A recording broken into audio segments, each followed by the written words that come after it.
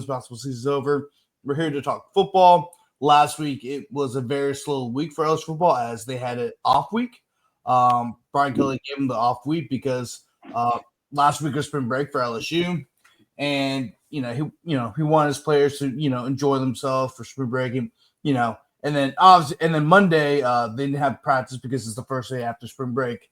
So a lot of the players, there wasn't really anything going on in football. However, this Saturday we will have the spring game, Zach, and scrimmage. It's really just scrimmage. They're calling it the L Club scrimmage.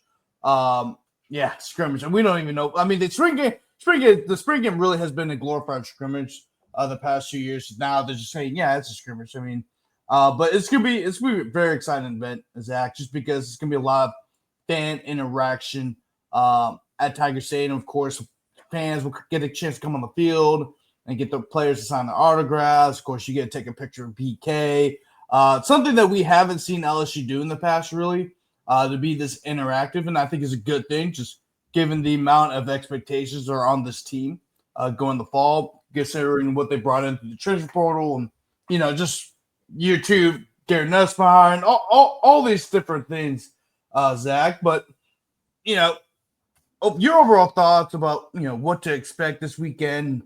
What are you excited to see this Saturday at Tiger Stadium? Really, just what do you expect, man? I mean, there's a lot of things we all want to happen, but will it happen? Yeah, I mean, not to be like a contrarian, but it almost feels like if nothing happens, that's a good thing, right? No news is good news this time of year for college football. Just let the guys get out, get some cardio in, I guess.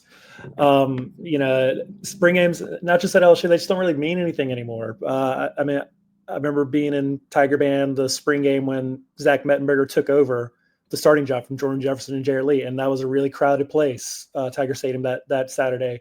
And the first deep hole he uncorked, everybody, I remember just kind of all did the collective, and then it was like, wait, what are we doing right now? This is a practice. I mean, I guess it'll be good to see for the common person, people not in the media, to see like the transfers, the Nick Anderson if he's healthy, the Barry and Brown, maybe see Nussmeier. Maybe we could do the old NFL QB skills challenge where Nussmeier can throw the ball and see how far he can go in, and Van Buren and Colin Hurley if he's able to participate in AJ Swan. Maybe we could do that. But I don't know, man. I'd be lying to you if I said, "Oh, here's what I'm looking forward to with the glorified practice." It just doesn't really mean anything to me at least. So maybe I'm in the wrong, maybe I'm in the minority, but I don't know. I can't say that I'm fired up for the spring game. Not the way that it was. If we could start doing the thing that Dion had suggested at Colorado and like actually scrimmage somebody, that would get me excited. And I know the NCAA shot down the whole idea of Syracuse and Colorado getting together, but like, why not just give us that? Like, I don't want whatever this is masquerading as nowadays. I'm not going to watch the USFL or the UFL. If I want a spring football fix, give me something that looks like college football, not guys running drills. Basically, I don't want that, but that's just me. Yeah, of course. I mean, I don't blame you, Zach. I mean, I think we kind of wish, what spring games used to be, where there were actual kind of like games, you could say, where, of course, you maybe had ones versus twos, or you had a mixture, you had a draft or whatever, and whatever player got to draft this player and whatnot, or the coaches put together the teams. But coaches don't want their kids to get hurt. That's why they're not more of a glorified scrimmage than ever were before, right? There's no need to go 100%, 110% during the spring when the first game's in August, right? You're in April. There's no need to go all out and then one of your star players gets injured in the spring game. Like you said, the last part, I do think that college football needs to go to something like that, where maybe let's say you have LSU and Tulane play a game, let's just say in the Superdome, You know what I'm saying? Like just like or where both teams can get together and see where they're at physically. You get this becomes a community event. There's a lot of things you can do. I do like the fact that Dion and Fran Brown of Syracuse put together at the end for it to only get shot down by the NCAA. But because they went ahead and tried to do that, I think it will allow. I think some other coaches around the country will start looking at, that doesn't sound like a bad idea, because the main complaint about LSU fans, really the last 4 years has been LSU playing a very hard opponent the first week of the season. Now, that complaint to me, I don't really agree with that take because we've always scheduled those games. The only difference is that we're losing now compared to we were in the early 2010s and late 2000s when Les Miles would just give the ball to Leonard Fournette 40 times a game doing the toss side play.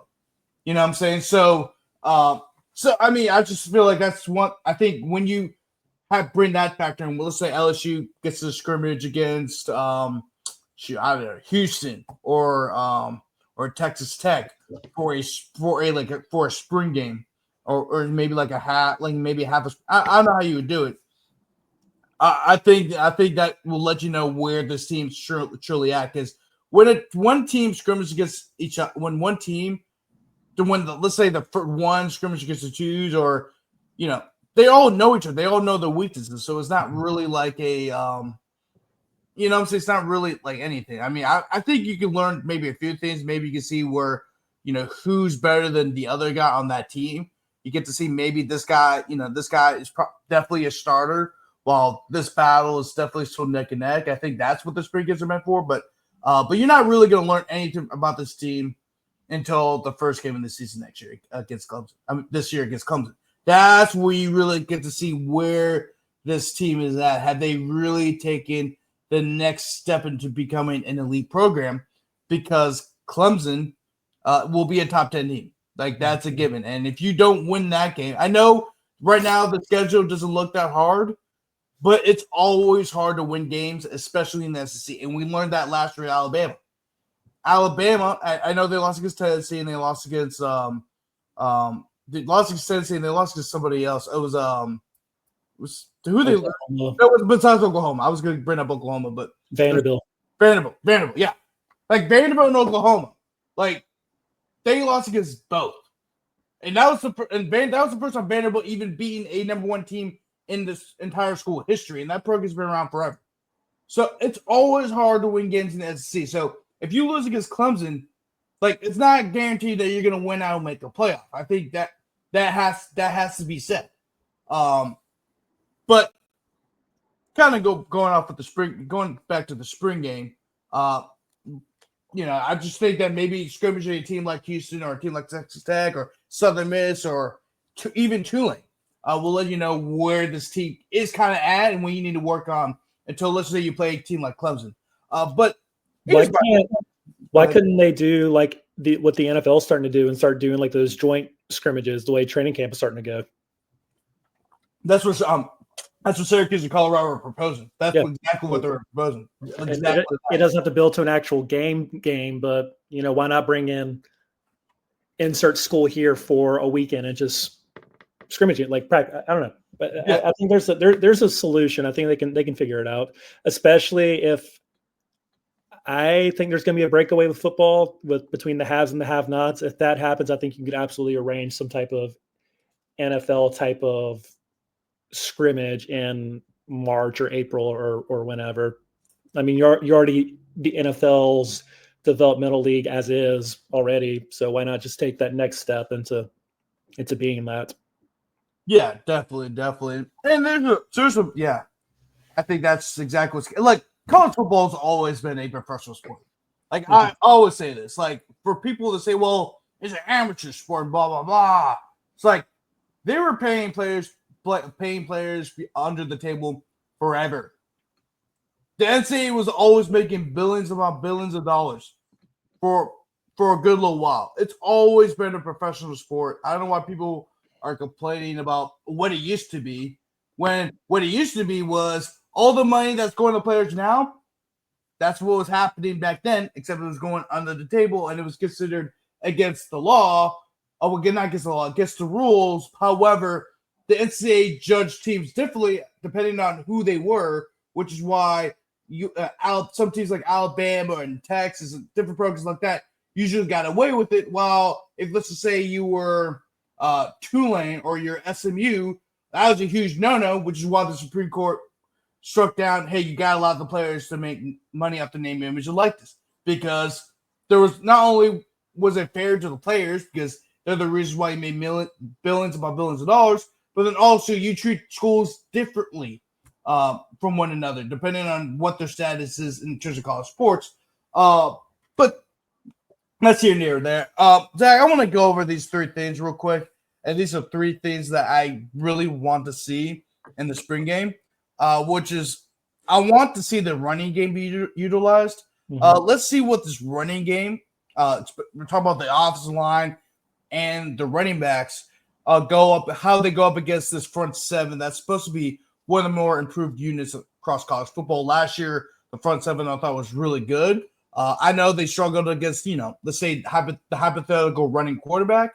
But overall, it was a much better front seven, and that wasn't really a talented front seven. We lost Jacoby Guillory at the beginning of the year, so you're playing a lot of you had a defensive line that really didn't have a lot of depth, but a lot of times you had to have these younger guys step up.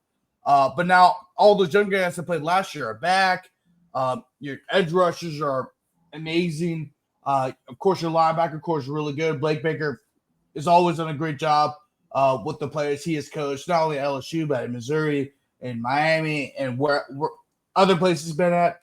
And I also want to see how the offensive line does. I want to see the offensive line. Like, the big issue with the offensive line last year was run blocking.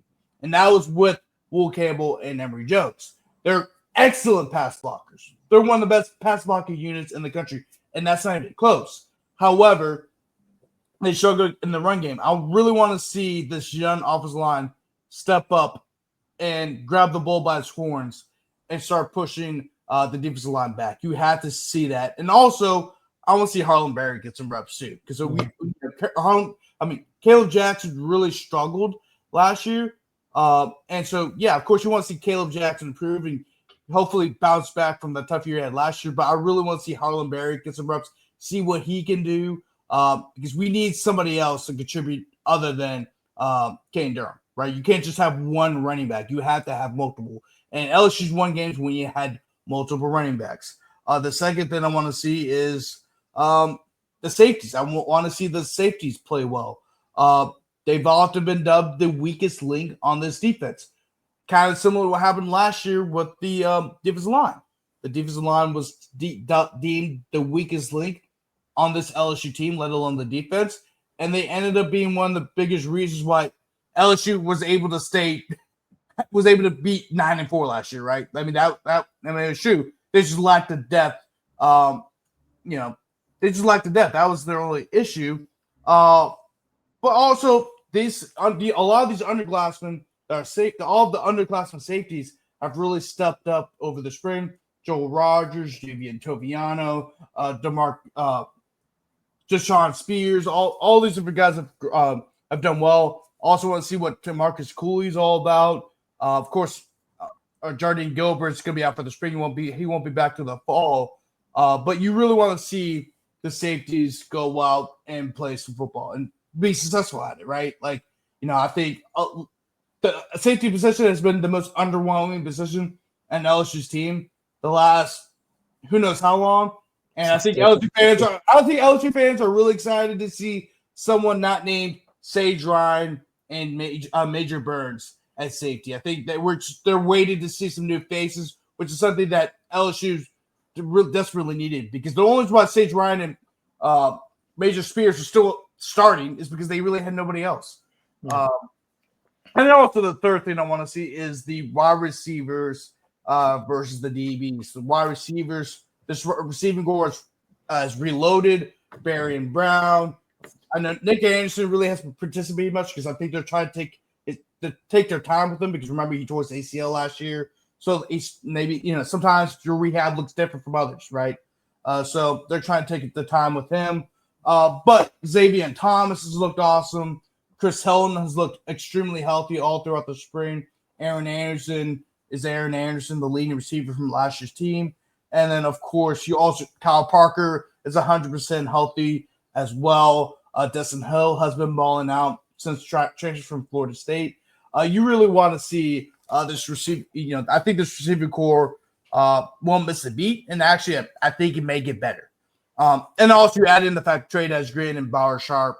You want to add them in the receiving core as well. However, the DBs, the quarterback room, as we mentioned the show before, has been awesome. DJ Pickett has showed us why he's the number one. He was the number one cornerback coming out of the class of 2025. Jakeem Jackson has looked great. Asher Stamps has looked great. I mean, the whole quarterback rooms look great. I know the safeties, so very interested to see what the safeties are going to do. But I really want to see the receivers and cornerbacks fight for every single ball. I think that's what I want to see in the spring game. That's really the only things I want to see. We already know what Gary Nussmeier is going to do. So we don't need anything from him. I just want to see the run game be successful. I want to see where the safeties are truly at, and we also want to see the balance between a reloaded receiving core and a very much improved defensive backfield.